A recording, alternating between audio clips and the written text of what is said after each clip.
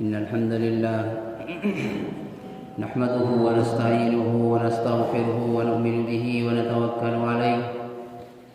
ونعوذ بالله من شرور أنفسنا ومن سيئات أعمالنا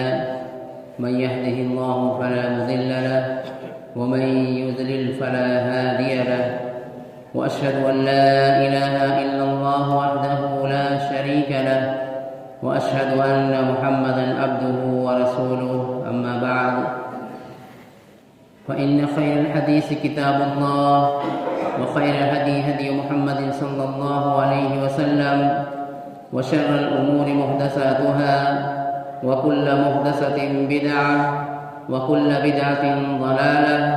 وكل ضلالة في النار. أعوذ بالله من الشيطان الرجيم. بسم الله الرحمن الرحيم.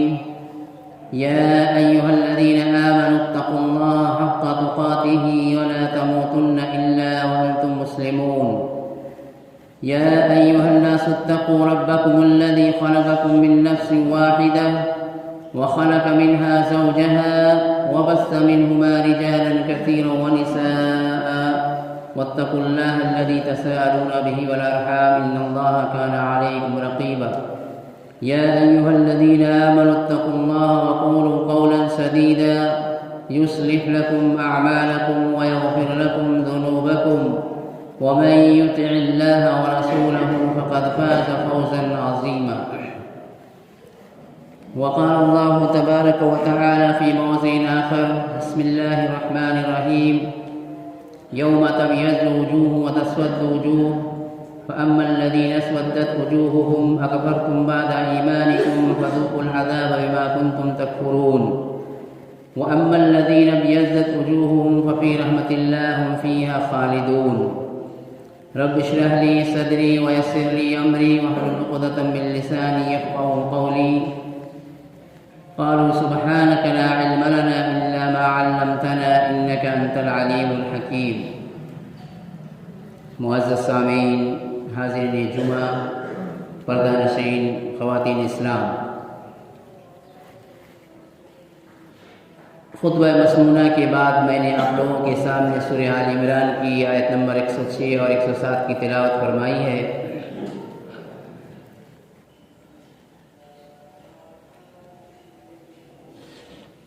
ان آیتوں میں اللہ تبارک و تعالیٰ نے دو ایسے چہروں کے تعلق سے بیان کرتا ہے. اس سے پہلے ہم اللہ تبارک و تعالیٰ کا شکر بجا لانی چاہیے کہ اللہ تبارک و تعالیٰ نے ہمیں مسلمان بنایا، ایمان کی دولت سے نوازا، انسانی رشد و ہدایت کے لیے انبیاء علیہ السلام کو اس دنیا کے اندر مبعوث فرمایا، آسمانی کتابوں کا نزول فرمایا. اللہ تبارک و تعالیٰ کا بہت بڑا فضل و احسان ہے، اس کا کرم ہے کہ اللہ تبارک و تعالیٰ نے ہمیں آخری نبی جناب محمد رسول اللہ صلی اللہ علیہ وسلم کا امت بنایا، جن پر اللہ تبارک و تعالیٰ نے دین اسلام کو مکمل کیا، قرآن مجید جیسی ہدایت والی کتاب کو نازل فرمایا. جن دو آیتوں کا میں نے آپ لوگوں کے سامنے تلاوت فرمائی ہے،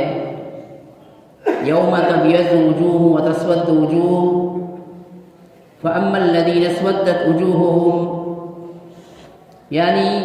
روز قیامت چند ایسے چہرے ہوں گے جو چمکدار ہوں گے اور چند ایسے چہرے ہوں گے جو سیاہی مائل ہوں گے. واما الذین اسودت وجوہہم، جن کے چہروں پر سیاہی مائل ہوگا ان سے کہا جائے گا کفرتم بعد ایمانکم، ایمان کے بعد تم نے کفر کیا، فذوقوا العذاب بما کنتم تکفرون، بس تم چکو اس چیز کا بدلہ جس کے تعلق سے تم نے انکار کیا ہے. واما الذین ابیضت وجوہہم ففی رحمۃ اللہ،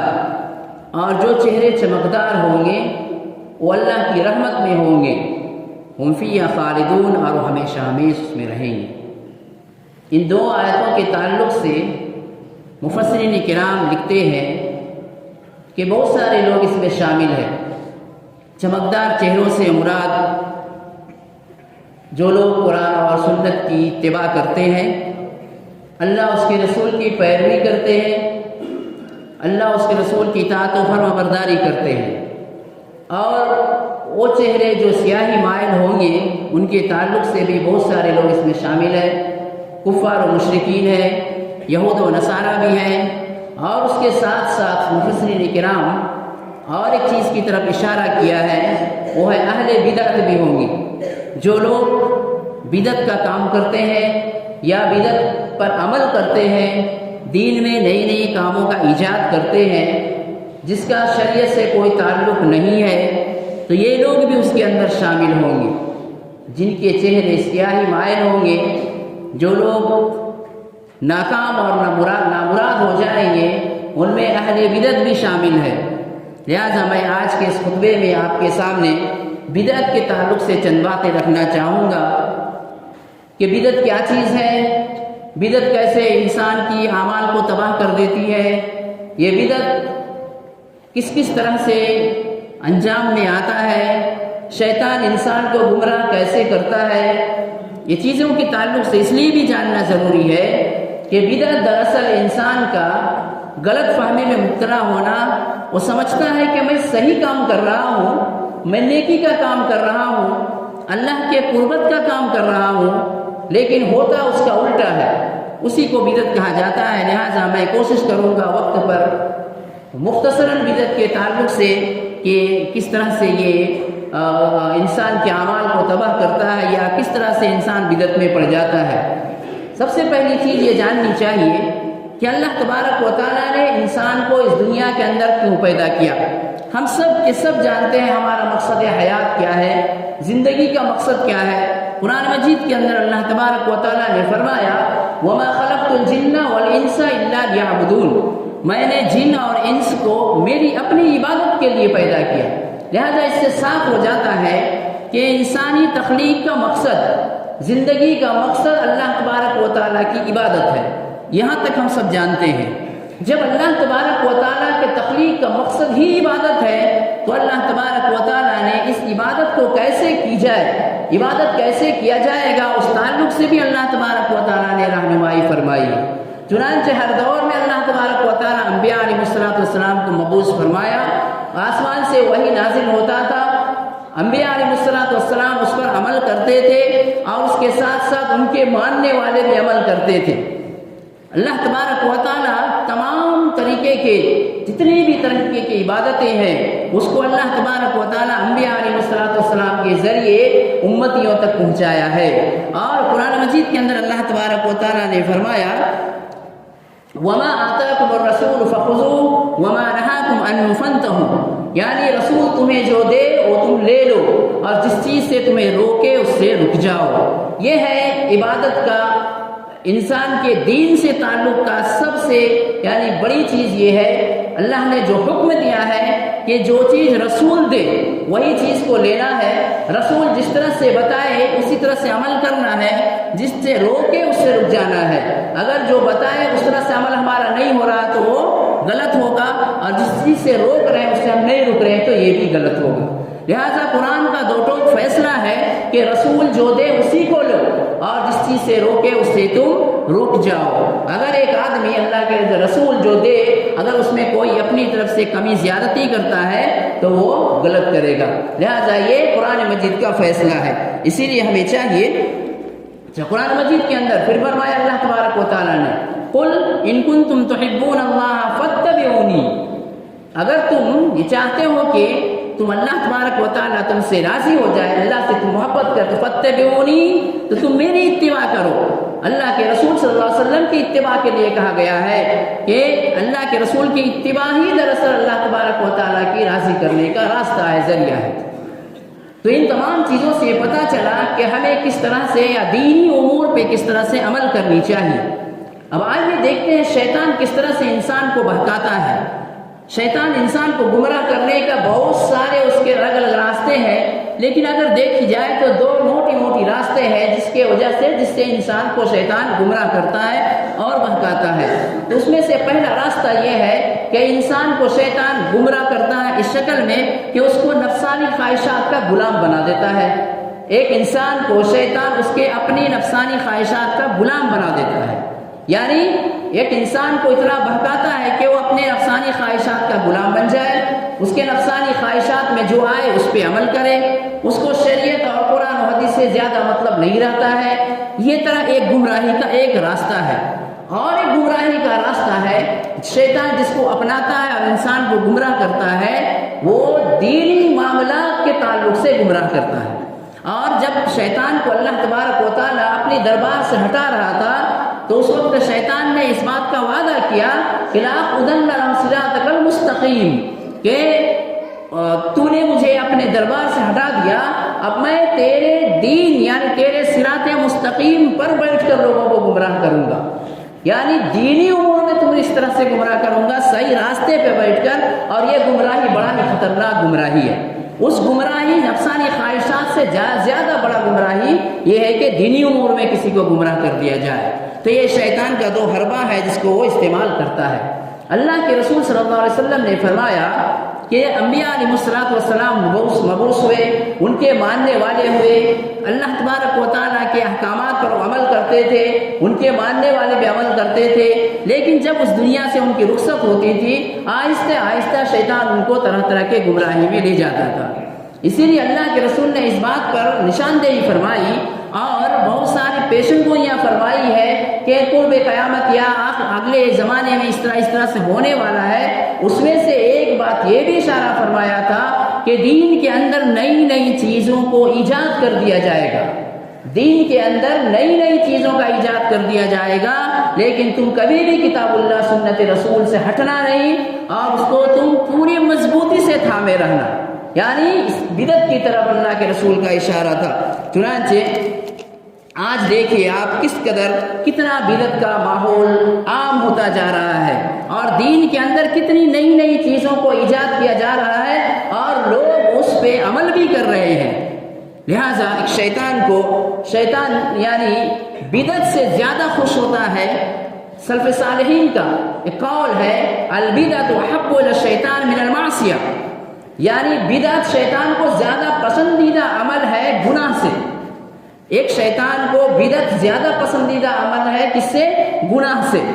مثال کے طور پر ایک آدمی شراب کے کھانے کی طرف جا رہا ہے اور ایک آدمی مزار کی طرف جا رہا ہے۔ ایک آدمی شراب کے کھانے کا راستہ لیا، ایک انسان مزار کا راستہ لیا، تو شیطان اس سے زیادہ خوش ہوتا ہے جو مزار کی طرف جا رہا ہے، کیونکہ یہ دین کے اندر نئی چیز کو ایجاد کیا ہے اور یہ شرک کیا ہے اور وہ خود بھی گمراہ ہوگا اور کئیوں کو گمراہ کرے گا۔ ایک شراب پینے والا گرچہ غلط ہی کر رہا ہے لیکن وہ جانتا ہے کہ میں غلط کر رہا ہوں اور کبھی نہ کبھی وہ توبہ کر بھی سکتا ہے، لیکن شیطان زیادہ خوش اس سے ہوتا ہے جو اس طرح کی راہ کو اختیار کرتا ہے۔ اور ایک مثال کے طور پر آپ دیکھیے کہ ایک آدمی یعنی دیکھیے بدعت کے طور پہ یا اسی قول کے مطابق کہ ایک انسان چوری کرتا ہے اور ایک انسان بدعت کا کام کرتا ہے۔ مان لیجئے کوئی عالم یا مولوی ایسا ہے کہ ایک فاتحہ پڑھتا ہے کہیں جا کر، یعنی جہاں پڑھنے کا وہ نہ پڑھ کر الگ الگ انداز میں وہ کام کرتا ہے، اور ایک آدمی چوری کرتا ہے۔ آپ جب ان دونوں سے پوچھیں گے، ایک چوری کرنے والے سے جب پوچھیں گے کہ کیا تم یہ کام جو کرتے ہو صحیح کرتے ہو، تو نہیں کہے گا، وہ کہے گا میں غلط کرتا ہوں، گرچہ میں چوری کرتا ہوں لیکن غلط کرتا ہوں۔ اس کا دل کہیں نہ کہیں اس کو ملامت کرتا ہے۔ لیکن ایک بدعت کرنے والے یا بدعت پہ عمل کرنے والے سے آپ جب پوچھیں گے کہ کیا آپ تم یہ کام کو صحیح کرتے ہو، تو وہ یہی کہے گا کہ میں تو بہت اچھا کام کرتا ہوں، میں اللہ کی عبادت کر رہا ہوں، میں اللہ کے تقرب چاہتا ہوں، میں تقرب الہی کے لیے یہ کام کر رہا ہوں۔ تو اس طرح سے دیکھیے کہ کس طرح سے گمراہی ہوتا ہے۔ تو یہاں سے آپ کو پتہ چلے گا کہ شیطان ایسے بدعتیوں سے یا ایسے اعمال سے جس کا شریعت کے اندر کوئی قسم کی تعلق نہیں ہے، اس سے زیادہ خوش ہوتا ہے۔ ایک چوری کرنے والا کبھی نہ کبھی ملامت کر سکتا ہے، اس کا دل اس سے ملامت کر رہا ہے، کبھی نہ کبھی اس کو ہدایت مل سکتی ہے یا کبھی نہ کبھی وہ توبہ بھی کر سکتا ہے، اپنے اس برے عمل کو چھوڑ بھی سکتا ہے۔ لیکن ایک بدعتی وہ جب تک اس کو جانے گا نہیں میں صحیح کام کر رہا ہوں، یہ بہتر کام ہے، اچھا کام ہے، تو تب تک وہ گمراہ ہوتا رہے گا۔ یعنی وہ گویا کہ سمجھتا ہے کہ میں اللہ کے قریب ہو رہا ہوں، لیکن ہوتا یہ ہے کہ وہ دراصل شیطان کی باتوں پہ چل رہا ہے اور وہ جہنم کے قریب ہو رہا ہے۔ لہذا اس طرح سے ایک بدعت کے جو بدعت کے تعلق سے، اس کے بعد ان ایسے لوگوں کے تعلق سے جن کے اعمال بیکار ہو جائیں گے قیامت کے دن، جن کے اعمال کوئی فائدہ ان کو نہیں دے گا۔ قرآن مجید میں اس کے تعلق سے اللہ تبارک و تعالیٰ نے اشارہ فرمایا۔ سورہ کہف کی آخری آیت میں اللہ نے فرمایا قُلْ هَلْ نُنَبِّئُكُم بِالْأَخْسَرِينَ أَعْمَالًا، کیا میں تمہیں یہ نہ بتا دوں کہ اعمال کے اعتبار سے سب سے خسارے اور گھاٹے میں رہنے والے کون لوگ ہوں گے؟ قُلْ هَلْ نُنَبِّئُكُم بِالْأَخْسَرِينَ أَعْمَالًا، عمل کے اعتبار سے کون لوگ سب سے گھاٹے میں رہیں گے؟ الَّذِينَ ضَلَّ سَعْيُهُمْ فِي الْحَيَاةِ الدُّنْيَا وَهُمْ يَحْسَبُونَ أَنَّهُمْ يُحْسِنُونَ صُنْعًا، یعنی فرمایا کہ وہ لوگ جن کے اعمال ضل سعیہم، جن کی کوشش سے تباہ و برباد ہو جائے گی، اور وہ لوگ گمان کرتے رہیں گے ہم نے تو اچھا کام کیا ہے۔ تو اس میں مشرکین بھی ہے، یہود و نصارہ بھی ہے، ساتھ ہی ساتھ اہل بدع بھی ہے جو لوگ بدعت پہ عمل کرتے ہیں اور بدعت کا ایجاد کرتے ہیں۔ اس طرح سے ان کی اعمال رائگاں اور بیکار ہو جائے گی۔ سورہ غاشیہ کے اندر اللہ تبارک و تعالیٰ نے اشارہ فرمایا وجوہ یومئذ خاشعہ، اس دن بہت سارے لوگوں کے چہرے بے خشیت طاری ہوگی، ڈرے ہوئے ہوں گے۔ عاملۃ ناصبہ، یہ عمل کرنے والے بھی ہوں گے، عمل کرتے کرتے اپنے آپ کو تھکا دیے ہوں گے، لیکن عمل کا راستہ غلط ہوگا، ان کا عمل کا صحیح راستہ نہیں ہوگا۔ وہ چیز جس پہ وہ عمل کرتے ہیں وہ کتاب و سنت کے مطابق نہیں ہونے کی وجہ سے ان کی اعمال تباہ و برباد ہو جائیں گے۔ اس آیت کے تفسیر میں مفسرین کرام حضرت عمر رضی اللہ عنہ کے ایک واقعہ نقل کرتے ہیں کہ حضرت عمر رضی اللہ تعالیٰ عنہ کا ایک چرچ سے گزر ہو رہا تھا، چرچ کے سامنے سے گزر رہے تھے، انہوں نے دیکھا کہ ایک راہب بڑا عبادت میں مصروف ہے، مشغول ہے اور اپنے آپ کو تھکا رہا ہے، یعنی بہت عبادت میں مصروف ہے۔ وہ اس کو دیکھنے کے بعد، اس کی کوشش اور محنت کو دیکھنے کے بعد وہ رونے لگتے ہیں اور اس کے بعد ان آیتوں کا تلاوت کرتے ہیں کہ ان کی یعنی اتنی محنت کرنا، ان کو اپنے آپ کو تھکا دینا، اپنے آپ کو منہمک رکھنا، لیکن قیامت کے دن ان کے اعمال ان کے کچھ بھی کام نہیں آئیں گے۔ لہٰذا ایسے لوگ ہوتے ہیں۔ تو بہرحال دین میں بدعت یا دین میں نئی چیز جو قرآن و سنت سے ہٹ کر ہو، اس کا بڑا ہی قباحت کہی گئی ہے اور اسی کو بدعت کہا جاتا ہے۔ اسی طرح سے سعید بن مسیب یعنی تابعین میں سے ہے، ایک آدمی کو دیکھتے ہیں کہ فجر کے نماز کے بعد یعنی فجر کے فرض نماز کے بعد نفل پڑھ رہا تھا، جبکہ ہمیں یہ پتہ ہے کہ فجر کی نماز یعنی فرض نماز کے بعد سورج نکلنے تک کوئی بھی نفل نہیں ہے، جیسا کہ عصر کی نماز فرض نماز کے بعد سورج غروب ہونے تک کوئی نفل کی نماز نہیں ہے۔ جب انہوں نے ان کو دیکھا نماز پڑھتے ہوئے تو ان سے انہیں ٹوکا اور انہیں کہا کہ یہ غلط کر رہے ہو، یہ سنت کے خلاف ہے، یعنی تم یہ کام غلط کر رہے ہو۔ تو وہ شخص کہتا ہے کہ هل يعذبني الله ولا الصلاة، کیا اللہ تبارک و تعالیٰ میری اس نماز کی وجہ سے مجھے عذاب دے گا؟ یعنی میں جو یہ نماز پڑھ رہا ہوں، میں تو اچھا کام کر رہا ہوں، نماز پڑھنا، اللہ کا ذکر کرنا، اللہ کی عبادت کرنا اعلیٰ طریقہ کار ہے، اس نماز کے ادا کرنے سے مجھے اللہ عذاب دے گا؟ سعید بن مسیب کہتے ہیں کہ تمہاری نماز کی وجہ سے عذاب تو نہیں دے گا، لیکن تم نے سنت کا مخالفت کیا ہے، اس کی وجہ سے تم عذاب کے مستحق ہو سکتے ہو۔ یعنی اللہ کے رسول نے منع کیا ہے اور تم اس حکم کی پامالی کر رہے ہو۔ تو لہٰذا اس طرح سے یعنی ایک اچھی چیز، آدمی اچھا کام کرتا ہے لیکن وقت الگ ہونے کی وجہ سے اس طرح سے بدعت میں مبتلا ہو جاتا ہے۔ اسی طرح سے بدعت یعنی آپ دیکھیے کہ جتنے پیغمبر اس دنیا میں آئے ہیں، عیسیٰ علیہ السلام کو لیجیے، آج عیسیٰ علیہ السلام کو عیسائیوں نے کیا کر کے رکھ دیا، یا کرسچینٹی کو کس طرح سے تباہ و برباد کر دیا۔ عیسیٰ علیہ السلام خالص توحید لے کر اس دنیا کے اندر آئے تھے، اللہ کے جانب سے نبی بنا کر بھیجے گئے تھے اور اپنے ماننے والے اپنے امتیوں کو وہ توحید کی دعوت دیا کرتے تھے، لیکن ان کے اس دنیا سے جانے کے بعد، اٹھائے جانے کے بعد ان کے ماننے والے نے دیکھیا ان کی دین کو کس طرح سے بگاڑ کے رکھ دیا۔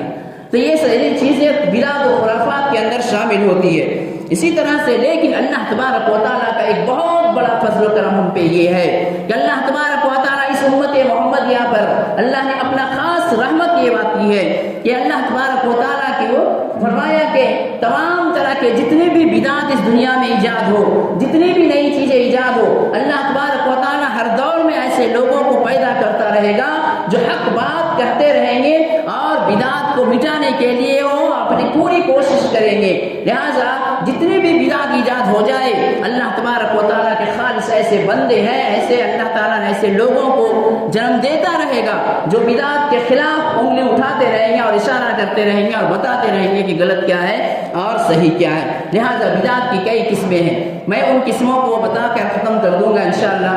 ایک چیز یہ ہے بدعت کا کہ دین کے اندر نئے کام کو نکالنا، نئی جس کا کوئی تعلق شریعت سے نہیں ہے، اور دین کے اندر نئی کام کے ایجاد کر کے ثواب کی نیت سے اس پہ عمل کرنا، یہ ایک طرح کی بدعت ہے۔ اس کی مثال لیجئے کہ میلاد النبی جس طرح سے منائی جاتی ہے، حالانکہ اس کی شریعت سے کوئی تعلق نہیں ہے، نہ اللہ کے رسول، نہ صحابہ کرام، نہ خلفائے راشدین، نہ اس طرح سے کسی نے نہیں منایا، یہ بالکل پوری طرح سے نئی چیز ہے، یہ ایک بدعت ہو گیا۔ اسی طرح سے بدعت اس وقت بھی ہو جاتا ہے کہ جب ہم اس کا شکل کو بگاڑ دیں، جب کرنے کے لیے اللہ کے رسول نے کہا ہے اس وقت نہ کر کے اس کو دوسرے وقت اگر ہم کرتے ہیں تو وہ بھی بدعت کہلائے گا۔ جیسے مان لیجئے کہ اللہ کے رسول صلی اللہ علیہ وسلم نے فرمایا کہ جب اذان ہو جائے، اذان ختم ہو جائے تو تم درود شریف پڑھو اور اس کے بعد اذان کے بعد کی دعا پڑھو۔ درود شریف پڑھنا ہے، اس کے بعد اذان کے بعد کی دعا پڑھنا ہے۔ جو لوگ اس طرح سے کرتے ہیں، اللہ کے رسول نے فرمایا قیامت کے دن اللہ کے جانب سے اللہ کے رسول ان کے لیے سفارش کریں گے۔ آپ دیکھیں گے بہت سی جگہ ایسا ہوتا ہے کہ اذان سے پہلے درود پڑھتے ہیں، بہت سی جگہ اذان سے پہلے درود پڑھتے ہیں، درود پڑھنے کے بعد اذان دیتے ہیں۔ یہ دیکھیے، یعنی اس شکل کو بدل دیا گیا، وقت کو بدل دیا گیا، جگہ بدل دیا گیا۔ اللہ کے رسول نے فرمایا کب ہے اور ہم کب کر رہے ہیں، یہ بدعت ہو گئی، یہ نئی چیز ہوئی، یعنی یہ غلط ہوا، اللہ کے رسول کی سنت کی مخالف ہوا، لہٰذا یہ درست نہیں ہے۔ پڑھنا اس وقت ہے جب اللہ کے رسول نے فرمایا ہے۔ اسی طرح سے وقت الگ الگ ہو جانے سے بھی بدعت ہو جاتا ہے، وقت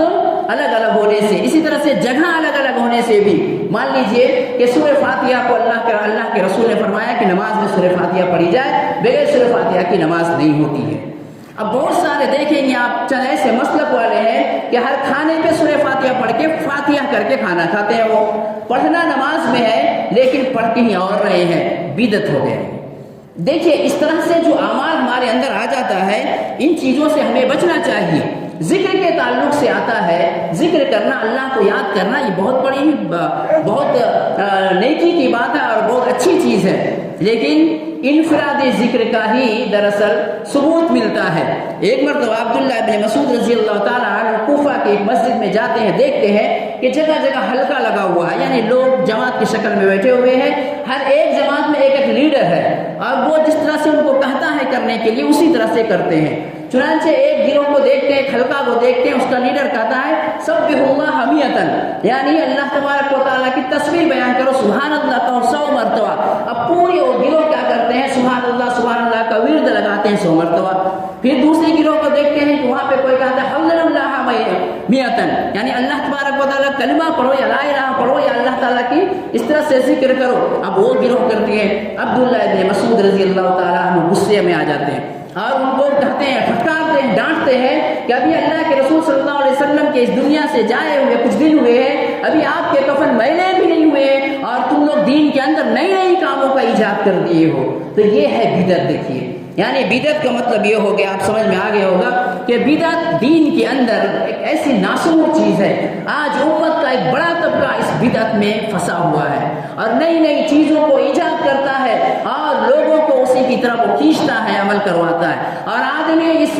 گمراہی میں پڑا رہتا ہے یا اس کے دل کے اندر یہ باتیں آتی ہیں کہ میں تو اچھا کام کر رہا ہوں، میں تو بہتر کام کر رہا ہوں، میں تو نیکی کا کام کر رہا ہوں۔ لہٰذا بہت غور سے اس چیز پہ عمل کرنے سے دیکھنی چاہیے کہ جن جن چیزوں پہ ہم عمل کرتے ہیں کیا وہ کتاب اللہ سنت رسول کے مطابق ہے، کیا کتاب اللہ سنت رسول سے مطابقت رکھتی ہے؟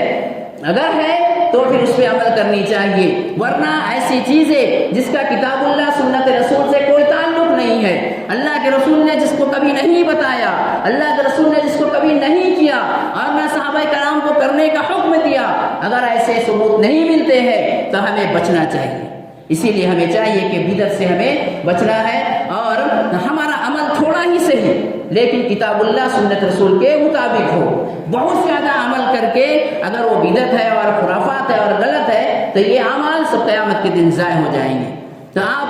چند باتوں سے آپ کو یہ پتہ لگا ہوگا کہ بدعت دراصل ہے کیا چیز۔ جب بھی ہم کوئی چیز عمل کرتے ہیں تو اس کے تعلق سے ٹھوس ثبوت ہمارے پاس ہونی چاہیے کہ ہاں یہ کتاب اللہ سنت رسول سے ثابت ہے، اور اس کو تبھی جا کر ہمیں اس کو عمل میں لانی چاہیے، اور اگر نہیں ہے ثابت تو اس سے بچنا ہے، چونکہ بدعت انسان کے اعمال کو تباہ و برباد کر دینے والی چیز ہے۔ آج امت کا بڑا طبقہ اسی طرح کے بدعت و خرافات میں مبتلا ہو کر اپنے آپ کا اعمال بھی ضائع کر رہے ہیں، اور ان کے ماننے والے جو بھی اعمال کو تباہ و برباد کی طرف لے جا رہے ہیں۔ اللہ سے دعا ہے کہ اللہ تبارک و تعالی ہم تمام مسلمانوں کو ہر طرح کی بدعت سے بچنے کی توفیق عطا فرمائے،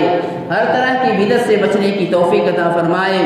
دین کے مطابق زندگی گزارنے کی توفیق عطا فرمائے، کتاب اللہ سنت رسول کے عین مطابق زندگی گزارنے کی توفیق عطا فرمائے۔ اللہ تبارک و تعالی ہمیں خالص اسلام میں عمل کرنے کی توفیق عطا فرمائے۔